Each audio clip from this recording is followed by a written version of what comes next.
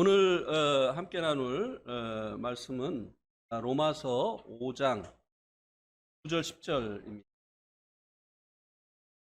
로마서 5장 9절 10절.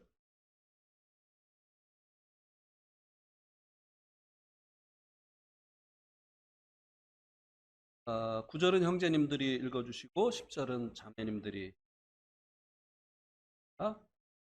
시작.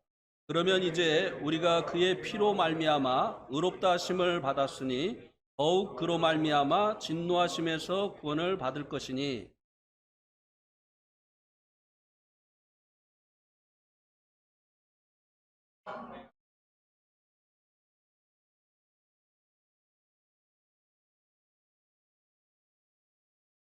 예, 오늘 이 본문을 가지고 전할 말씀의 제목은 미래 시제의 구원입니다. 왜냐하면 오늘 본문 말씀이 그것을 말씀해 주고 있기 때문에 9절 우리가 읽은 9절 10절에 구원을 받을 것이니 라고 이 구원을 미래 시제로 말씀을 해주고 있습니다. 이것은 성도들이 아직은 받지 못한 구원입니다. 미래에 받게 되어질 구원을 말씀해 주고 있습니다. 이 구원이 무엇을 구체적으로 말하는 것인가를 먼저 살펴보겠는데요. 이 구원은 성도가 이미 얻은 죄의 형벌로부터의 구원이, 모든 성도들은 이미 죄의 형벌로부터 구원을 받았죠. 주님께서 대속해 주신 피공로로 인해서 우리들이 예수님을 믿을 때 이 죄의 형벌로부터 구원을 받게 되어졌습니다. 의롭다함을 얻었고, 그리고 우리의 모든 죄를 사함을 받았죠. 그래서 여기 이제 아직 얻지 못한 구원, 미래에 얻게 되어질 이 구원은 이미 우리가 얻은 죄의 형벌로부터의 구원을 말씀해 주고 있는 것이 아닙니다. 또한 지난주에 살펴본 것처럼 빌립보서 2장 12절에서 말씀해 주고 있는 현재의 삶 가운데서 이루어야 될 죄의 세력으로부터의 구원을 말씀해 주는 것도 아닙니다. 여기서 말씀해 주고 있는 이 구원은 9절 마지막 부분에 보면 그로 말미암아 진노하심에서 구원을 받을 것이다. 죄의 형벌로부터의 구원도 아니고, 그것은 이미 받았고, 죄의 세력으로부터의 현재 삶 가운데서 이루어야 될 이 구원도 아니고, 여기서 말씀해 주고 있는 이 미래에 얻을 이 구원은 죄의 존재로부터의 구원, 하나님의 진노하심으로부터의 구원이라고 말씀을 해주고 있습니다. 이 진노는 하나님께서 죄들과 그리고 불신에 대해서 나타내 보이시는 것이죠. 그런데 여기 이제 말씀해주고 있는 이 진노는 특별한 진노를 말씀해주고 있는 것입니다. 이와 관련해서 이 진노가 무엇인가를 알려주고 있는 구절을 한번 보시겠습니다. 데살로니가 전서 1장 10절을 보시면, 또 죽은 자들 가운데서 다시 살리신 그의 아들이 하늘로부터 강림하실 것을 너희가 어떻게 기다리는지를 말하니 이는 장래에 노하심에서 우리를 건지시는 예수시니. 여기에서도 이제 노하심이라고 말씀해주고 있는데요. 로마서 5장 9절에서는 진노라고 표현을 했고, 여기서는 이제 노하심이라고 했는데 똑같은 말입니다. 이 진노는 이 말씀을 통해서 보게 될 때 주님의 강림하심과 연관이 있다고 하는 것을 말씀해 주고 있습니다.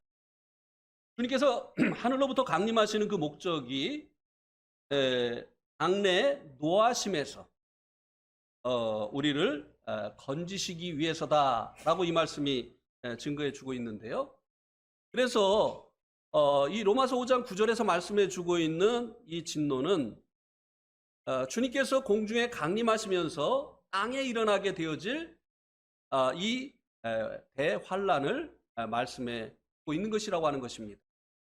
이 대환란은 하나님께서 오래 참으셨다가 주님께서 이제 공중에 오시고 난 후에 세상에 쏟아부으실 이 불신에 대한 이 은혜 시대에 수없이 많은 기회를 주었지만 결국은 주님을 믿지 아니한 이 불신에 대한 하나님의 진노라고 하는 것입니다. 심판이라고 하는 것입니다. 그래서 이 진노로부터의 구원은 다른 말로 세상에 임하게 되어질 하나님의 심판인 이 환란으로부터의 구원이라고 하는 것입니다. 이것을 위해서 주님께서 공중에 강림을 한다라고 데살로니가전서 1장 10절에서 말씀해 주고 있습니다. 이것이 이제 공중 강림이다. 주님께서 재림을 두 차례에 나누어서 하시지 않습니까? 환란 전에 공중에 강림하시고 환란 후에 지상에 재림을 하시는데 이것이 이제 공중에 강림하시는 것이다 라고 하는 것을 어떻게 알 수 있느냐면요, 조금 뒤로 넘기셔서 데살로니가 전서 4장 16절 17절에 보면 알 수 있게 됩니다. 16장에 보면 주께서 호령과 천사장의 소리와 하나님의 나팔 소리로 친히 하늘로부터 강림하시리니 그리스도 안에서 죽은 자들이 먼저 일어나고 그 후에 우리 살아남은 자들도 그들과 함께 구름 속으로 끌어올려 공중에서 주를 영접하게 하시리니 그리하여 우리가 항상 주와 함께 있으리라. 주님께서 공중에 강림하시고 난 후에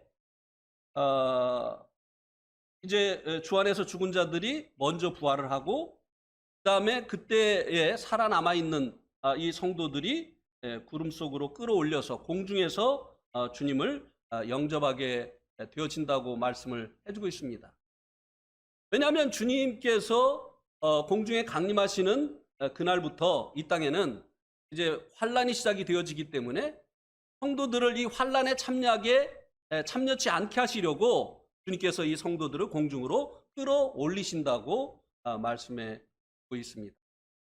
그래서 하나님의 이 진노로부터, 노하심으로부터 건지시기 위해서 강림하시는 이 강림은 이 주님의 공중 강림을 말씀해 주는 것이라고 하는 것입니다.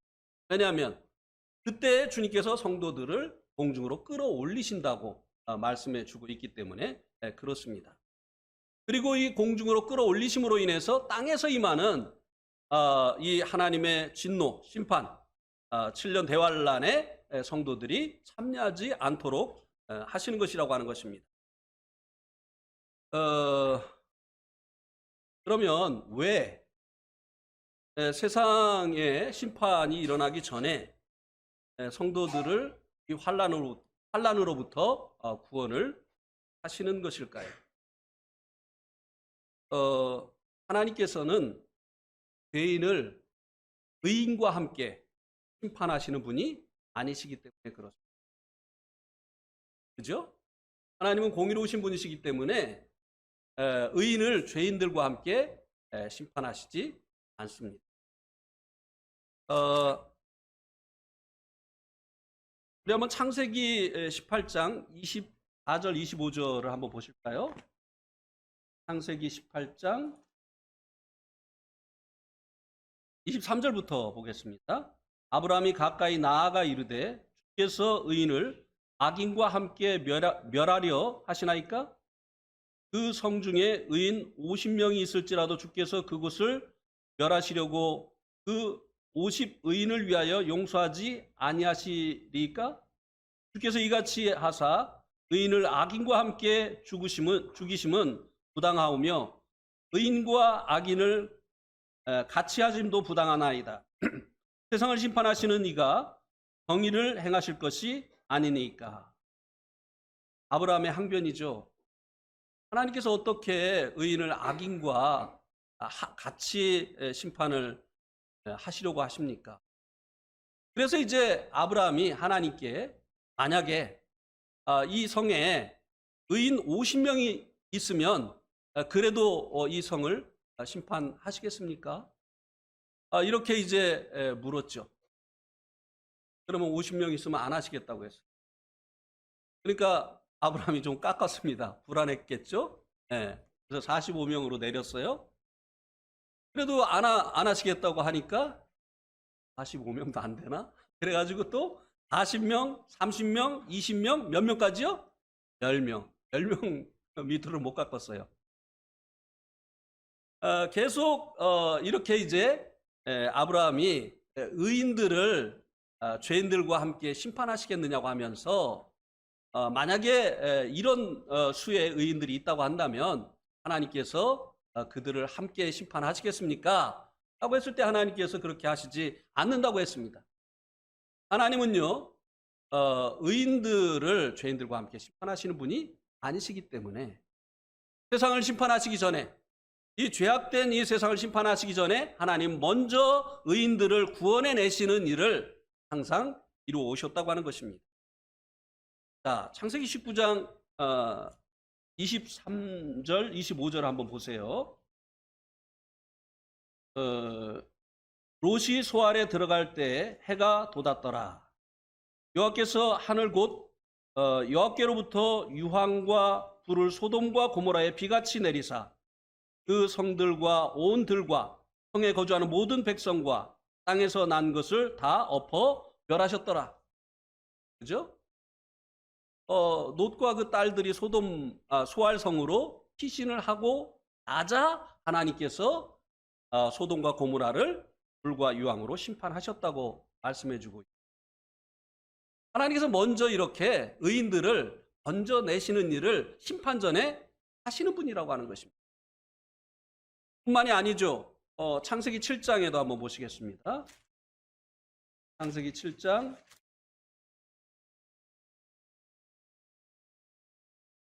6절에서 10절에 보면 홍수가 땅에 있을 때에 노아가 600세라 노아는 아들들과 아내와 며느리들과 함께 홍수를 피하여 방주에 들어갔고 정결한 짐승과 부정한 짐승과 새와 땅에 기는 모든 것은 하나님이 노아에게 명하신 대로 암수 둘씩 노아에게 나와 방주로 들어갔으며 7일 후에 홍수가 땅에 덮이니. 자, 노아의 8 식구가 방주 안으로, 구원 방주 안으로 홍수로부터 그 방주 안에 들어간 사람들을 구원할 구원하시기 위해서 방주 안으로 들어간 다음에 며칠 후에 7일 후에 홍수로 세상을 심판하셨다고 말씀해 주고 있습니다. 세상의 죄악이 관영함으로 인해서 하나님께서 세상을 물로 심판하실 때에도 의인 이 노아의 가족 8명을 먼저 방주 안으로 들여 보내신 후에 7일이나 지나서 심판을 하신 것을 성경이 증거해 주고 있습니다. 그러면 이사야서 57장 1, 2절 말씀도 한번 보시겠습니다. 우리 한번 같이 읽어봅시다. 이사야서 57장 1, 2절 시작. 의인이 죽을지라도 마음에 두는 자가 없고 진실한 이들이 거두어감을 당할지라도 깨닫는 자가 없도다. 의인들은 악한 자들 앞에서 불리어 가도다. 그들은 평안에 들어갔나니 다른 길로 가는 자들은 그들의 침상에서 편히 쉬리라. 하나님께서는요, 여기 보니까 의인들을 악인들 앞에서 불러가시는 분이시다. 이렇게 말씀해 주고 있습니다. 그래서 노아 홍수가 일어나기 전에도 방주 안으로 노아의 8 식구를 들어가게 하셨고, 또 소돔과 고모라를 심판하시기 전에도 롯과 그의 2 딸들을 소알성으로 피난을 시키셨습니다. 하나님께서는 이렇게 악인들과 함께 의인들을 심판하시는 분이 아니십니다. 악인들을 심판하실 때 의인들을 먼저 구원해 내시는 일을 하시는 분이시라고 하는 것입니다. 그래서 이제 데살로니가전서 5장 9절 말씀에 보면, 한번 데살로니가전서 5장 9절 말씀을 보세요. 하나님이 우리를 세우심은 노하심에 이르게 하심이 아니요 오직 우리 주 예수 그리스도로 말미암아 구원을 받게 하심이라. 하나님께서 이 성도들을 세우신 그 목적은 노하심에 이르게 하심이 아니라 오직 우리 주 예수 그리스도로 말미암아 구원을 받게 하려 합니다. 여기서 말씀해주고 있는 이 구원은 미래에 얻게 되어질 주님께서 공중에 강림하심으로 인해서 끌어올림을 당하는 이 휴거, 환란에 참여하지 않게 하기 위해서 베푸시는 이 구원을 말씀해주고 있는 것이죠. 예, 성도들은 세상에 하나님의 이 진노가 쏟아 부어지는 이 7년 환란에 참여하지 않는다고 하는 것입니다. 왜냐하면 주님께서 공중에 오시어서 성도들을 공중으로 끌어올리셔서 안전케 하시기 때문이라고 하는 것입니다.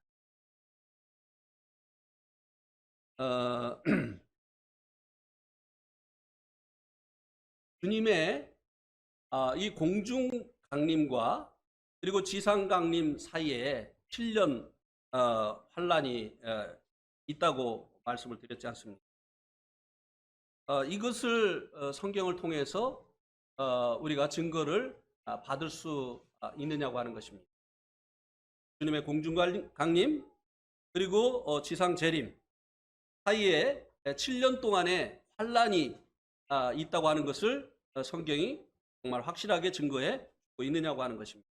그리고 그 기간이 7년이라고 하는 것을 성경을 통해서 우리가 증거를 얻어낼 수 있느냐고 하는 것입니다. 네, 성경이 그것을 말씀해 주고 있습니다. 마태복음 24장 29절 30절을 보시기 바랍니다. 마태복음 24장 29절 30절. 그 환란 후에 즉시 해가 어두워지며 달이 빛을 내지 아니하며 별들이 하늘에서 떨어지며 하늘의 권능들이 흔들리리라. 30절. 그때 인자의 징조가 하늘에서 보이겠고 그때 땅의 모든 족속들이 통곡하며 그들이 인자가 구름 타고 능력과 큰 영광으로 오는 것을 보리라. 환란 후라고 했죠. 그렇죠? 환란 후라고 했어요. 주님께서 공중에 강림하시는 것은 환란 전인데 여기에서 주님이 오시는 것은 환란 후에 오시는 것을 말씀해 주고 있습니다. 그런데 이게 환란 후에 주님께서 땅에 오시는 것이라고 하는 것을 보여주는 것이 무엇입니까? 30절에 보면 주님께서 오시는 것을 땅의 모든 족속들이 어떻게 한다고 했습니까? 보리라고 말씀해 주고 있습니다. 주님의 공중강림은요, 땅의 모든 족속들이 보지 못합니다. 오직 들림을 받는 성도들만이 주님을 볼 수가 있죠. 주님을 만날 수 있죠. 그러나 주님의 이 지상 재림은 땅에 있는 모든 족속들이 다 보게 되어지는 것입니다. 그래서 환란 후에 있게 되어지는 이 주님의 땅에 오시는 이 재림은 땅에 있는 모든 족속들이 보는 이 환란 후에 있는 재림이라고 하는 것입니다. 그래서 이제 공중 강림은 이제 모든 족속들이 보는 것이 아니고 이제 공중에 들림을 받는 성도들만 주님을 뵙고 만나게 되어지는 것이죠. 그래서 이 주님의 공중 강림과 그리고 주님의 지상 재림이 나누어져 있게 되어지는데 이 주님의 지상 재림은 언제 있다고 말씀해 주고 있느냐면 환란 후에. 그러니까 공중 강림과 지상 재림 사이에 환란이 있다고 하는 것을 이 말씀이 우리들에게 보여주고 있는 것이에요. 그러면 이 환란의 기간이 7년이라고 하는 것을 성경이 증거해 있느냐고 하는 것입니다. 다니엘서 9장 27절을 한번 보시기 바랍니다. 그가 장차 많은 사람들과 더불어 한 이레 동안 언약을 굳게 맺고 그가 그 이레의 절반에 제사와 예물을 금지할 것이며 그 또 포악하여 가증한 것이 날개를 의지하여 설 것이며 또 이미 정한 종말까지 진노가 황폐하게 하는 자에게 쏟아지리라 하였느니라 하니라. 여기 이제 한 이레 이제 장차 일어나게 되어질 이 세상의 왕이 이제 적그리스도지요. 이 적그리스도가 많은 사람들로 더불어서 한 이레 동안 언약을 굳게 맺음으로 인해서 이 한 이레가 시작되어진다고 하는 것입니다. 한 이레는 일주일을 얘기하는 거예요. 7일. 문자적으로 한 이레는 7일을 얘기하는 거예요. 그런데 이제 이 한 이레는 이제 7년을 말씀해 주는 것인데요. 그것을 이제 성경을 통해서 입증을 하겠습니다. 그런데 이 한 이레, 그러니까 이 7년 환란이 시작되는 시점이 언제냐면은 적그리스도가 이제 하나님의 이 백성 이스라엘과 이제 평화 조약을 맺으면서 그 7년 환란이 시작이 한 이레가 시작이 되어진다고 하는 것입니다. 그래서 이제 우리가 이제 뭐 전쟁이 일어나고 또 기근이 일어나고 여러 가지 또 지진이 일어나고 하는 이런 그 징조를 보면서 주님 오실 때가 가까웠다. 주님 오심이 가까운 이것이 징조다. 이런 이야기들을 합니다만 주님의 공중 강림의 그것은 징조는 아닙니다. 주님의 이 공중 강림의 징조는요, 평안하다, 안전하다 할 그때 여인이 해산하는 고통이 갑자기 임하는 것처럼 그렇게 주님께서 공중에 오실 것이라고 말씀해 주고 있습니다. 오히려 세상이 이제는 전쟁이 없겠다. 이제는 평안하겠다. 한 그것이 주님께서 공중에 오시는 오히려 징조가 되어질 것이라고 말씀해 주고 있습니다. 어떻게 그런 일이 일어날까요? 지금 가장 전쟁이 일어날 3차 세계대전이 일어날 가능성이 큰 곳이 중동 지역이죠. 이 그 아랍 회교권과 그리고 이제 이스라엘의 이 전쟁이 결국은 세계 대전 마지막 전쟁이 되어질 것이라고 대부분의 미래학자들이 예상을 하고 있습니다. 그런데 세상에 이제 통치자가 되어진 이 적그리스도가 이 통치자가 이제 다니엘서의 예언을 보게 되어지면 로마의 그 영토에서 부활하게 되어지는 세력이라고 열불 연합국가의 연합이 되어질 것이라고 말씀해 주고 있는데요. 이 세계에 가장 강력한 힘을 가지고 있는 이 적그리스도가 이스라엘과 평화조약을 맺는 거예요. 사람들은 이제 세상에 가장 강력한 힘을 가진 이 적그리스도가 이스라엘과 평화조약을 맺었으니까 이제 그들을 누가 대항하겠느냐. 이제는 전쟁 끝났다. 전쟁의 위험은 사라졌다. 안전하다. 평안하다. 할 그때에 주님께서 잉태한 여인이 해산의 고통이 딱 임하는 것처럼 주님께서 공중에 오시게 되어질 것이라고 하는 것입니다. 그리고 우리가 흔히 알고 있는 지진, 기근, 계시록에서 말씀해주고 있는 재난, 뭐 이런 것들, 이것은요 주님의 지상재림의 징조예요. 환란 때 일어나는 일들은 주님의 지상에 오시는 것에 대한 징조라고 하는 것입니다. 이제 한 이레가 이렇게 시작이 되어지는데 9장 27절에 보니까 일의 절반이 지나니까 이제 적그리스도가 제사와 예물을 금지하면서 포악하여 가증한 것이 날개를 의지하여 설 것이다. 이스라엘과 평화조약을 맺었던 이 적그리스도가 이제 성전에서 제사와 예물을 드리지 못하게 하는 조치를 취하는 거예요. 그리고 그 대신에 계시록 13장에서 말씀해 주고 있는 것처럼 자기의 우상을 성전에다가 두고 사람들에게 자기의 우상을 섬기도록 하는 이런 조치를 하게 되어질 것이라고 하는 것입니다.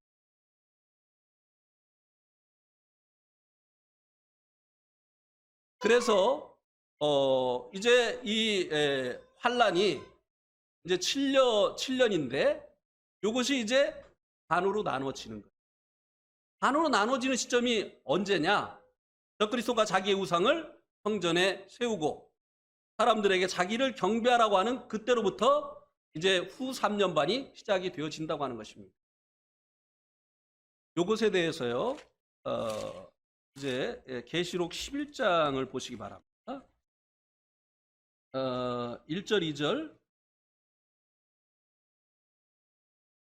네 개의 지팡이 같은 갈대를 주며 말하기를 일어나서 하나님의 성전과 제단과 그 안에서 경배하는 자들을 측량하되 성전 바깥은 마당을 측량하지 말고 그냥 두라. 이것은 이방인에게 주었은즉 그들이 거룩한 성을 42달 동안 짓밟으리라. 자, 처음에는 이제 3년 반 동안은 평화조약을 해서 성전을 해코지하지 않았어요. 적그리스도가 이방인들이. 그런데 여기 보니까 이제 그 후 3년 반 동안은 일의 절반 동안은 예물과 제사를 금지하고 그 옛날 성경에는 미운 물건이 그 성전에 서게 되어질 것이라고 했어요. 근데 여기 보니까 성전 바깥 마당은 측량하지 말고 그냥 두라. 이것은 이방인에게 주었은즉 그들이 거룩한 성을 42달 동안 짓밟으리라. 그들이 성전을 이제 42달 동안 이제 짓밟게 되어질 것이라고 말씀해 주고 있어요. 후 3년 반이죠. 자, 42달이면 3년이면 몇 개월이죠? 36개월. 그 다음에 6개월을 더하면 42. 42달. 그러니까 이 일의 절반이 42달이란 말이죠. 3년 반이에요. 그러면 한 일회가 얼마입니까? 7년이 되는 거죠. 한 일회가 7년.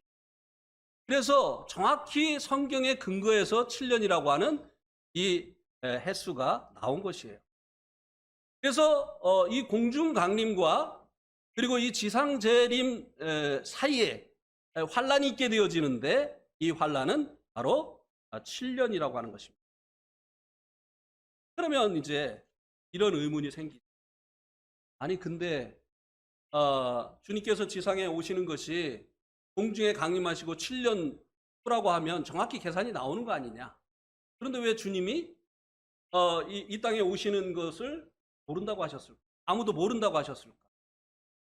주님이 공중 강림하시고 정확히 7년 후에 오시는데 왜 그렇게 말씀하셨죠? 왜 모르죠? 공중에 오시는 날이 언젠지 모르니까.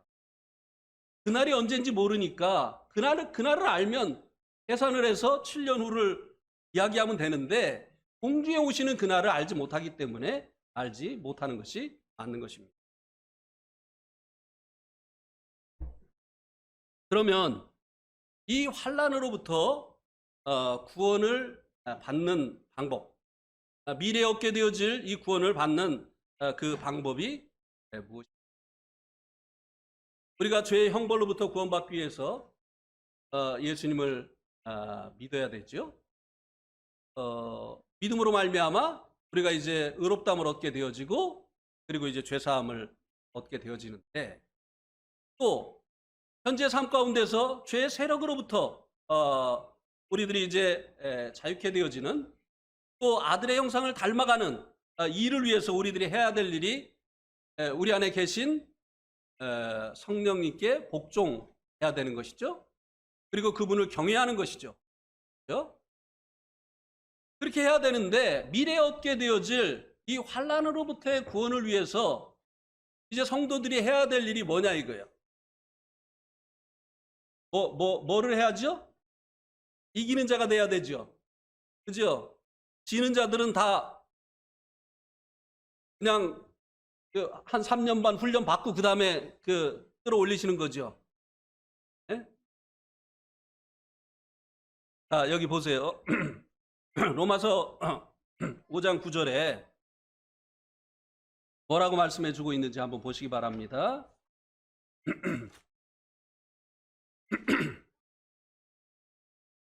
로마서 5장 9절에 보면 그러면 이제 우리가 그 피로 말미암아 의롭다 하심을 받았으니 더욱 그로 말미암아 진노하심에서 구원을 받을 것이니. 여기 뭐라고 말씀해 주고 있습니까? 그 피로 말미암아 의롭다 하심을 받은 것, 이미 받은 것, 이것이면 족하다고 하는 것입니다. 이거 플러스 이기는 자가 돼야 된다.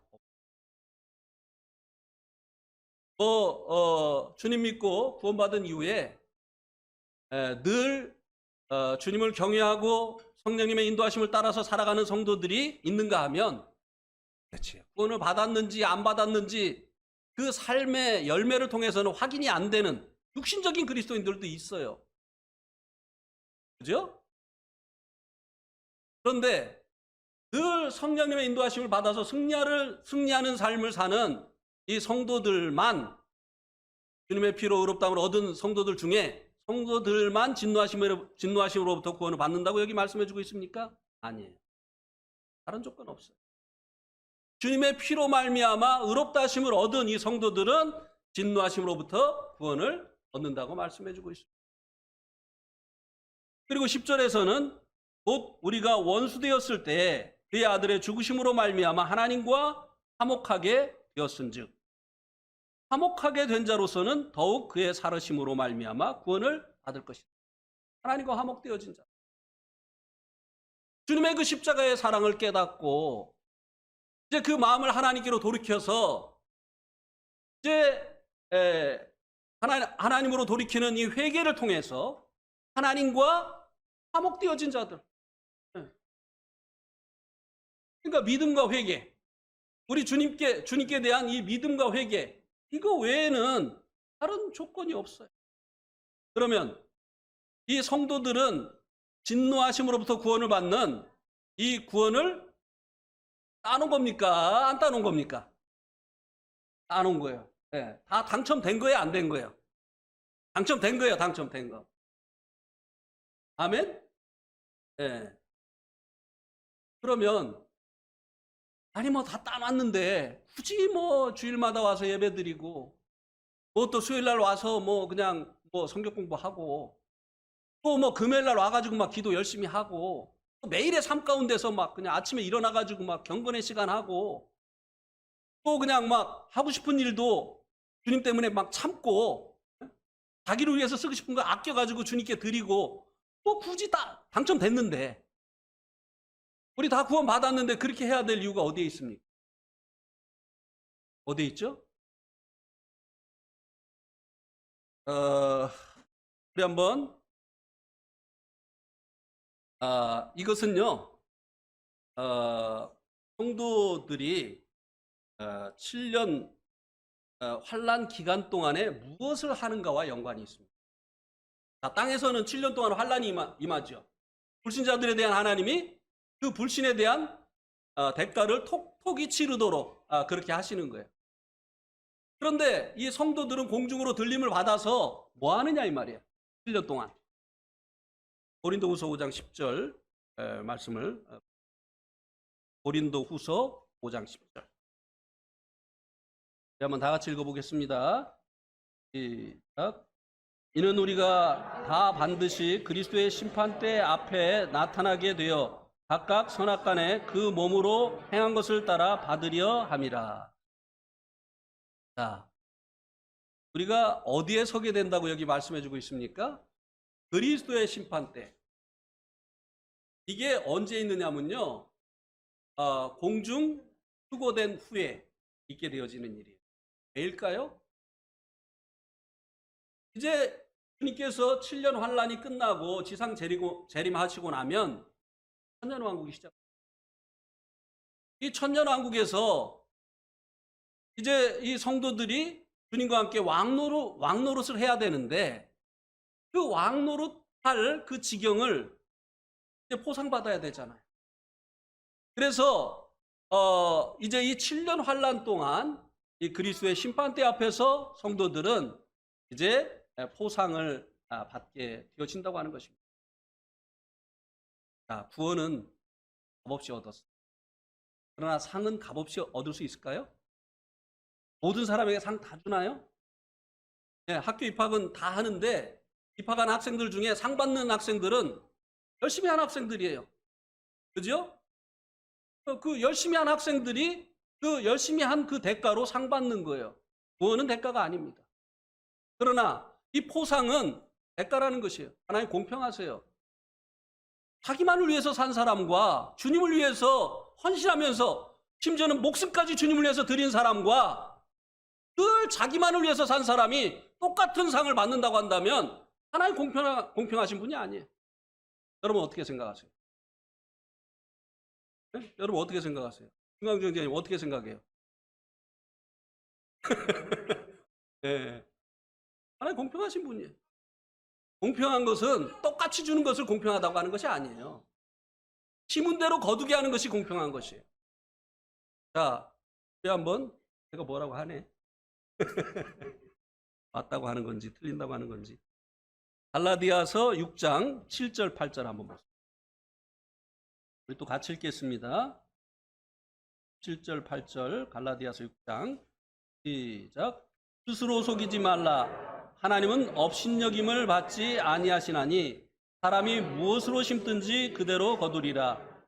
자기의 육체를 위하여 심는 자는 육체로부터 썩어질 것을 거두고 성령을 위하여 심는 자는 성령으로부터 영생을 거두리라. 맞죠? 심는 대로 거두는 게 공평한 거잖아요. 그죠? 그래서 하나님을 업수히 여기지 말라고 하는 것입니다. 심지도 않고 거두려고 생각하지 말고 심은 것만을 거둘 것을 기대하라고 하는 것이죠. 그래서 육체를 위해서 심는 자, 이게 무슨 말이죠? 육체를 위해서 심는다는 게 뭐죠? 저같이 이렇게 육체에 살을 찌우는 것을 얘기할까요? 육체를 위해서 심는다는 게 뭐죠? 예, 자기를 위해서 사는 거예요. 자기만을 위해서 사는. 물질도 자기만을 위해서, 시간도 자기만을 위해서, 재능도 자기만을 위해서, 모든 것을 자기만을 위해서 사용한 이 성도들은 무엇을 얻는다고요? 예, 썩어질 것보다는 썩어진 것이 맞습니다. 썩어진 것은 받아도 의미가 있습니까? 없습니까? 없어요. 우리가 육체를 위해서 심으면 땅에서 썩어진 것 받습니다. 썩어질 것도 맞죠. 그것은 천국에 가면 아무런 의미가 없는 것이에요. 받아서 뭐 하겠습니까? 우리가 참 주님을 위해서 시간을 들이지 못하고 세상을 위해서 시간을 들여서 세상에서 유명해지고 이제 높은 자리에 올랐다고 한들 주님 앞에 갔을 때 그것이 무슨 의미가 있겠느냐고 하는 것이에요. 오랜 세월을 살면서 많은 재물을 소유해서 주님 앞에 섰을 때 그것이 무슨 의미가 있겠느냐고 하는 것입니다. 우리가 천국을 따놨어요. 우리가 천년왕국도 가서 이제 왕노릇하게 됩니다. 이제 우리는 공중 휴거 됩니다. 주님 오실 때. 다 당첨됐어요. 그런데 왜 우리가 굳이 자기를 부인하고 십자가를 지고 주님을 쫓고 그리고 영원한 것을 위해서 투자하는 이와 같은 삶을 살아야 되느냐고 하는 것입니다. 바로 그리스도의 심판대 앞에서 우리들이 몸으로 행한 대로 주님께서 우리를 포상해 주시기 때문이라고 하는 것입니다. 그래서 저는요, 네팔에서 형제들한테 늘 그렇게 얘기했어요. 내가 무슨 돈이 많아가지고 선교하러 온 줄 아는 모양인데 나는 내 이름으로 손바닥만한 땅도 없다. 난 정말 가진 것이 없는 사람이다. 그러나 내가 가질 수 없어서 안 가진 것은 아니다. 나는 부모의 유산도 거절한 사람. 왜냐하면 우리의 이 삶을 통해서 우리는 천국을 증거하기를 원했다. 천국 좋다고 얘기하면서 땅에다 투자하면 우리가 말하는 천국 누가 믿겠느냐? 그래서 아내와 같이 상의를 해서 우리의 삶 전체가 천국을 소망하는 것이 되도록 하자. 우리가 이 땅에서는 비록 우리의 이름으로 되어 있는 집도 없고 땅도 없지만 그러나 천국에 가면 결코 그렇지 않을 것이다. 그때 주님께서 심은 대로 거둔다고 말씀하셨기 때문에 천국에 가서는 결코 그렇지 않을 것이다. 네, 형제들, 우리 집에 와가지고 방 하나 달라고 하지 마. 제가 형제들한테 늘 그렇게. 형제들은 땅 있고 밭 있고 집 있고 이러면서 왜 누가 도와줄 때를 기다리냐? 형제들 것을 가지고는 심지 않느냐? 영원한 것을 위해서 형제들 것은 심지 않느냐?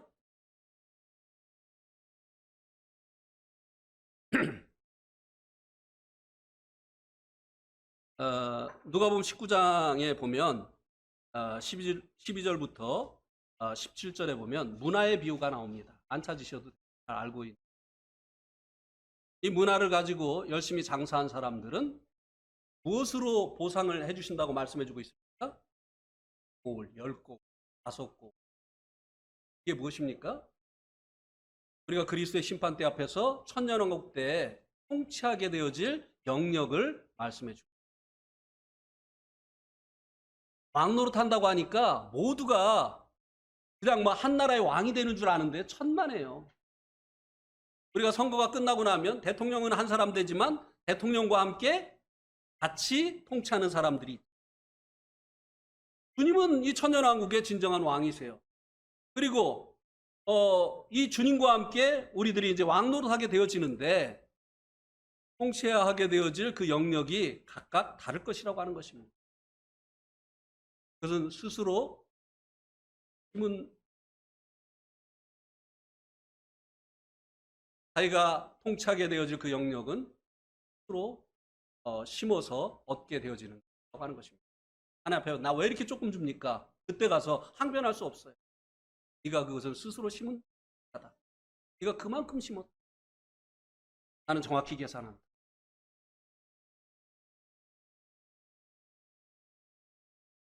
그때 가면 정말이네. 이렇게 하면서 후회하지 마시기 바랍니다. 하나님의 말씀은 1.1획도 다 변함없이 성취되어질 것이라고 말씀하고 있기 때문에 그렇습니다. 그러면 주님께서 지상에 재림을 하신 후에 성도들은 무엇을 하느냐? 계시록 20장 4절에서 6절 한번 보죠. 제가 읽겠습니다. 또 내가 보좌들을 보니 거기에 앉은 자들이 있어 심판하는 권세를 받았더라. 또 내가 보니 예수를 증언함과 하나님의 말씀 때문에 목배임을 당한 자들의 영혼들과 또 짐승과 그의 우상에게 경배하지 아니하고 그들의 이마와 손에 그 표를 받지 아니한 자들이 살아서 그리스도와 더불어 1000년 동안 왕노릇 하리니 하니 그 나머지 죽은 자들은 1000년이 차기까지 살지 못하더라. 이는 첫째 부활이라. 이 첫째 부활에 참여하는 자들은 복이 있고 거룩하도다. 둘째 사망이 그들을 다스리는 권세가 없고 도리어 그들이 하나님과 그리스도의 제사장이 되어 1000년 동안 그리스도와 더불어 왕노릇 하리라.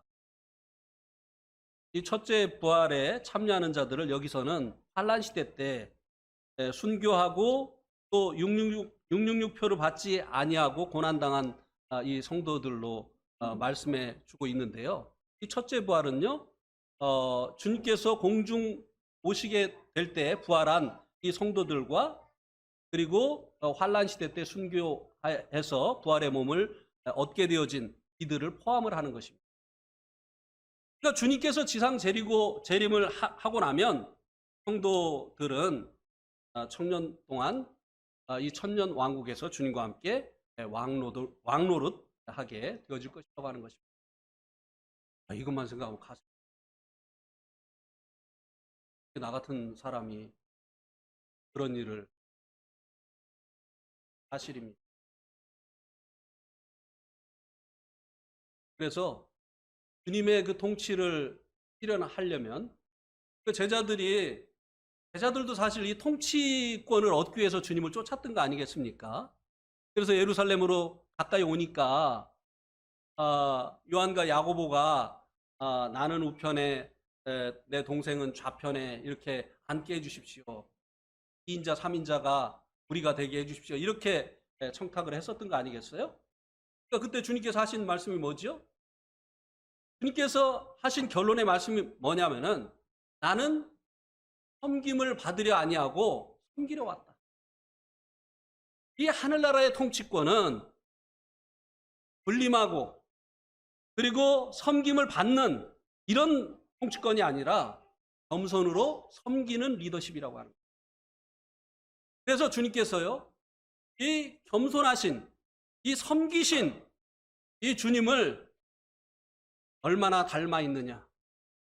그 사람에게 많은 통치권을 허락해 주실 것이라고 하는 것입니다. 아마 예배당 청소 누가 제일 많이 했는지 보실 거예요. 특별히 화장실 청소 누가 했는지 보실 거예요. 자기 자리도 어질러 놓는 사람은 이거 섬기는 거 모르는 사람들이에요. 할 말이 많습니다, 여기에.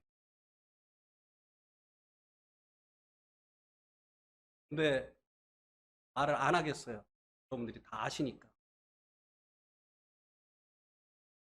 일찍 와서 좀 섬기세요. 정리도 하시고, 청소도 하시고, 주차봉도 좀 정리도 하시고.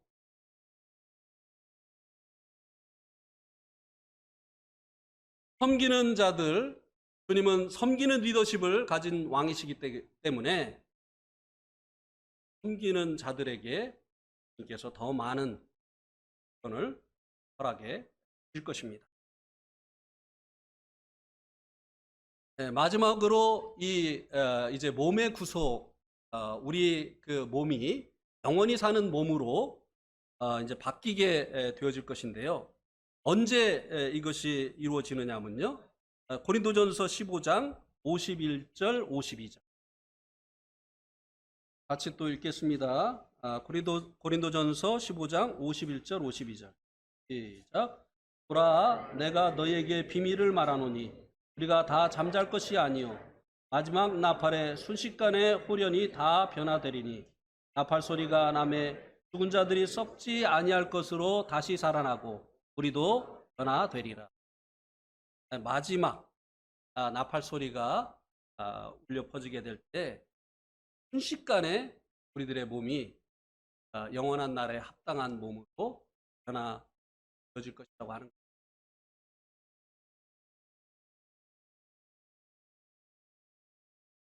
이런 우리가 미래에 얻게 될 이 구원을 소망하면서 더 영광스러운 미래를 위해서 매일의 삶 가운데서 성령님께 복종하고 주님을 경외함으로 주님을 더 닮아가는 또